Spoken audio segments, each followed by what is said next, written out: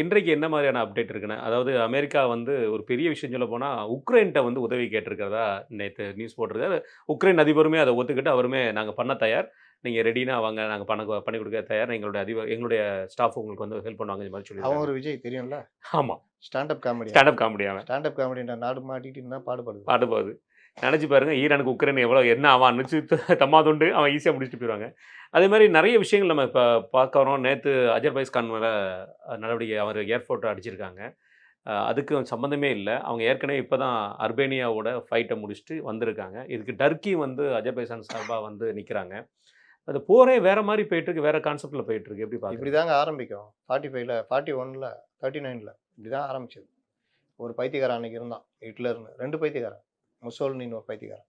இவனுங்க இப்படிதான் ஆரம்பிச்சானுங்க. போலந்து, ருமேனியாலாம் அடிச்சானுங்க. ஒவ்வொரு நாடா இது பண்ணோம்னா, அது லாஸ்ட்ல உலக போரா மாறுச்சு. இந்த காலத்துல அது மாறத்துக்கு வாய்ப்பு இல்ல. இருந்தாலும் நமக்கு வந்து ஒண்ணோட ஒண்ணு லிங்க் ஆகுறதுல நமக்கு பாதிப்புகள் வந்துட்டே இருக்கு. இன்னைக்கு கூட இந்தியன் கவர்ன்மெண்ட் சொல்லியிருக்கு. 60 நாளைக்கான எரிபொருள் எல்பிஜில இருந்து எல்லாமே நம்மள்ட்ட இருக்குன்னு. ரைட்டு. இதோ இப்ப ரஷ்யாட்ட பேசி அது என்ன அனுமதி குடுத்துருக்குதாம். என்னது இது? Rush America.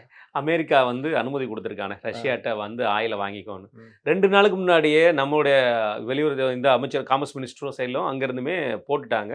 9.5 மில்லியன் வந்து ட்ரான்ஸ்ஃபர் பண்றோம்ன்னு. இன்னைக்கு காலைல ட்ரம்ப் அனுமதி குடுத்த உடனே தெரியும்லண்ணே தமிழ்நாட்டுல ஒரே குரல் எங்கருந்து அதான். வரும்ன்னு.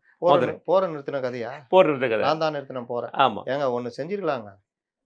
பேசாம அவருக்கு நோபல் பரிசு குடுத்துட்டுருக்கலாம். ஆனா அமைதியா எந்த வகையில குடுக்கலாம் தெரியுமாண்ணே? ஒரு அ, ஜோசியக்காரன்ட்ட போனா வருங்காலத்த பத்தி பேசுறது. அ. இவர்ட்ட போனா எனக்கு தெரிஞ்சு கடந்த காலத்த பத்தி பேசுறதுக்கே இவர் ஒரு பெரிய ஜோசியக்காரன். முடிஞ்சு போன விஷயத்த நான் பண்ணேன்னு சொல்லக்கூடிய ஒரே ஆளு அதாங்க அவருக்கு நோபல் பரிசு அமைதிக்கான நோபல் பரிசு குடுத்துருந்தா இன்னைக்கு இந்த பிரச்சனைலாம் வந்திருக்காது.